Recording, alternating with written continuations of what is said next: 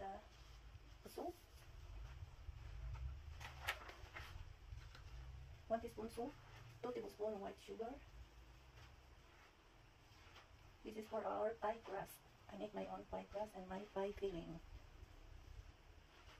This time I'm making apple pie.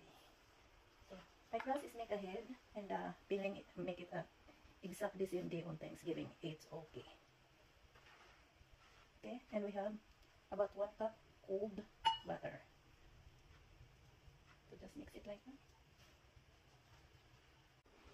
So ayan guys, nandiyan na yung texture. Na-mix na natin ang ating butter sa ating flour. So pwede na natin ilagay ang ating ice water. Ayan, ice water guys. 1/2 cup. Measure mo na, 1/2 cup. Tapos, mayroon din tayo ditong apple cider vinegar, 2 teaspoon. I-mix natin sa ating ice water para ma-incorporate ng mabuti. So, ayan, i-mix na natin dito sa ating flour mixture. So, everything is cold sa ating pie crust. Ice cold ang water. At cold ang ating butter. So, mix lang natin ng mabuti. Ganyan. If you think you need more, you can always add ice water. So, ayan, ulit na natin siya. Gamitin na natin ang ating panay.